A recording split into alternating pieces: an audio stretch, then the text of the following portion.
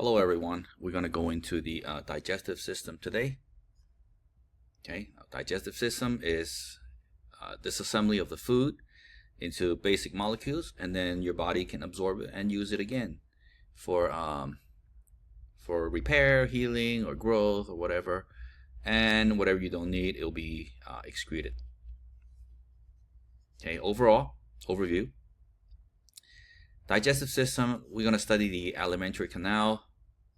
It's a continuous tube open to the world. That's where you can eat, allow absorption, and the accessory structures are what aids in your digestion. For example, we're going to learn the role of the pancreas, liver, and all that in the following slides. Okay, let's look at the histology. If you dissect it, there are 4 layers in the alimentary canal. First one is the mucosal layer. Mucosal layer, it produces mucus and it is directly in contact with the food. The mucosal layer has itself 3 layers. The epithelium, okay, as you can see here, the lamina propria, second layer, and the muscularis mucosae, which is the first layer. This whole thing is called mucosa. Then you have the submucosal layer right here. Okay, second layer. And you have is a thick connective tissue. Then you have 2 layers of the muscularis. Okay, so one is the circular, and then one is longitudinal. The circular one can act as a sphincter. When we eat, things we push down, it's called peristalsis. It squeezes the food down. So this is where muscularis comes in. And then there's one more layer, which is all the loose connective tissue at the end surrounding it. Okay. And we're going to study this one. Nerve supplies. Now, again, your digestive system, the digestive part, you have no control. Okay, so that would be an autonomic nervous system.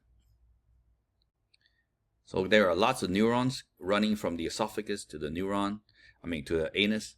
One of them is the submucosal plexus, a bundle of nerves. Okay, in the submucosa controls secretion and reaction in the presence of food, and the myenteric plexus in the muscularis, which control motility. For example, when to squeeze the food through, and things like that. Autonomic branch, okay, is the parasympathetic and sympathetic branch. Now, parasympathetic increases activities of the digestive system. So parasympathetic, usually when you are relaxed, okay, it will slow your heart rate down. Remember, we did the heart part. Parasympathetic will actually slow things down. That's when you have an increase in activity of the digestion. Okay, don't think parasympathetic will slow things down, but it's when you rest and when you rest and digest. Sympathetic nervous impulses is when you inhibit certain digestive action. For example, if you are being, again, we always use this example, being chased by a lion, your body's not going to be digesting. It's going to use all the energy to help you survive. Okay? So blood supply. Recall the blood supply that delivers to the structure, the celiac, inferior and superior mesentery in the AP1. We learn all those. Key to success of the system is movement of nutrition into the body. So once it's digested, so out here would be the lumen, okay, where food will go through here. Here are some of the villi. The green one is the lacteal.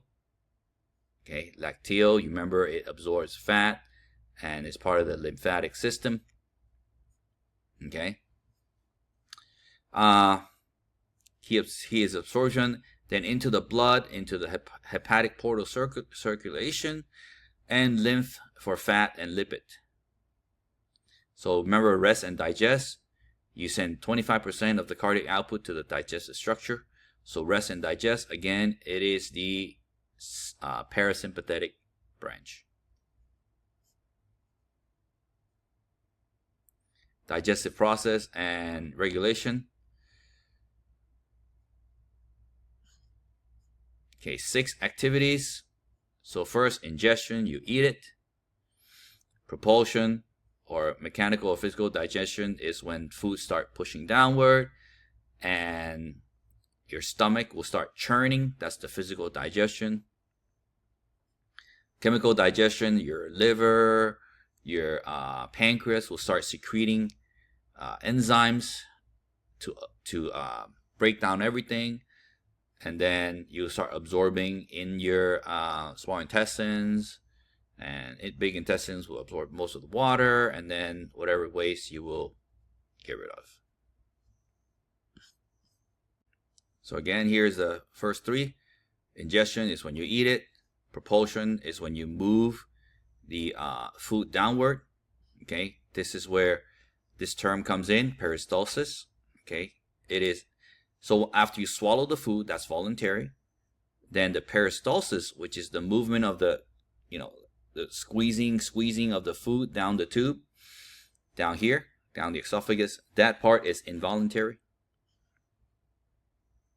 Mechanical digestion does not chemically change the food, but makes it smaller and smaller and increase the surface area, including mixing, mastication, which is chewing, and then segmenting and churning in your stomach. Chemical digestion. Secretion will break down the foodstuff chemically. Hydrolysis due to enzyme, acids, and salt. That's happened with all the organs. Absorption. This is what we do all this in the small intestines to the blood or the lymph nodes. Again, the lymph node will absorb the fat. Okay. And of course, please read these. Small little guy. And defecation is removal.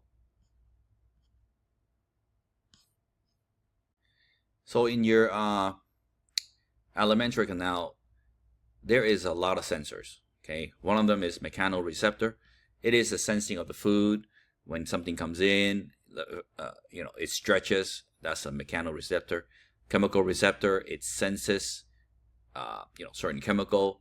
And osmoreceptor, again, is a different type of chemical. It senses that presence of the food, how much chemicals break down in the presence of liquid, and the type of nutrient in the food. Responses, aka the reflexes. Okay, so what's going to happen after your body senses all these?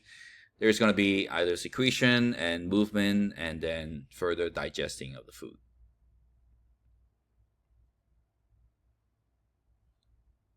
Now, this is where we need to memorize some of the things, okay? So, hormonal control. Gastrin, okay? Gastrin comes from in your stomach, okay? Gastrin is in your stomach. It is secreted in the response to food. Causes secretion of the gastric acid. Okay, gastrin secretion in the presence of food. Secretin, okay, is in the duodenum, secreted in the presence of food, and acid. Okay, now you guys all know that the stomach is very acidic. Okay, once the food is done going through the stomach, it's going to go into the next section, which is called the duodenum. Then, because of this acidity, this presence of the acid, now your pancreas will secrete bicarbonate to neutralize the acid. Why? Because it will digest. It will digest the pancreas. Okay? Then we have the cholecystokinin or kinin. okay, also in the duodenum, in the secreted in the response of food, causes secretion of enzyme in the pancreas and the bile. Every time you see coli, it has to do with the bile. The bile comes from the liver, okay, and it releases of biles in the gallbladder. The gallbladder will help with fat digestion. And the next one will be the gastric inhibitory peptide, which slows the gastric movement and secretion. Okay. This one you can call it CCK. Okay, we'll see CCK in the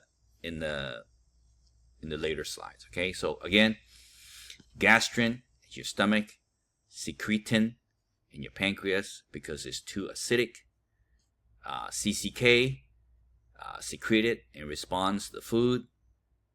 It will secrete enzyme in the biles.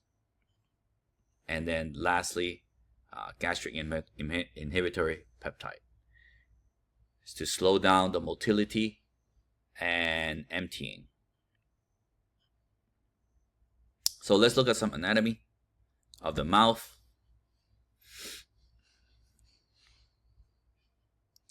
The opening of the mouth, when we open the mouth and say ah, okay, this is called faucet. Okay, that's how you spell it, faucet. Okay, when swallowing, the uvula.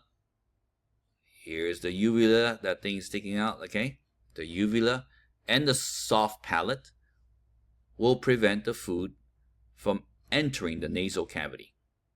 Okay, so when you swallow, it closes all those things, so it goes into the right tube. So your mouth is mostly for mastication, mixing, propelling. Remember your tongue, when you swallow, your tongue actually pushes the food backward.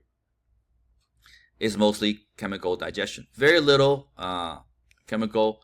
I think we learned about the lipase before, or we might talk about it here, where there's a little bit of digestion of the carbohydrate. Okay. It is lined with non-keratinized stratified squamous epithelium, and it is easy. We damage our lining all the time, and it is easily replaced and quick. The tongue has lots of sensors.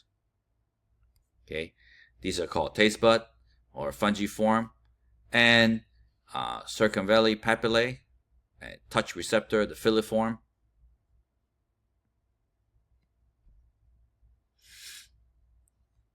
Now the tongue, it is attached to the mandibles. Okay, you guys remember the mandibles, styloid process. That styloid process in the skull looks like a little, snake fang. Okay, and the temporal bone and the hyoid bone. Okay.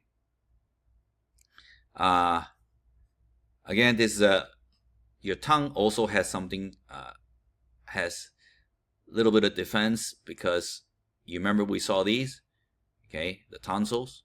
Okay, these are special lymph node. You guys remember? Okay, it's the tonsils. Okay, it's for defense. A mechanical digestion. It grips the food, mix it with saliva, forming something called a bolus, which is a little ball, and then you swallow that thing. Okay. Chemical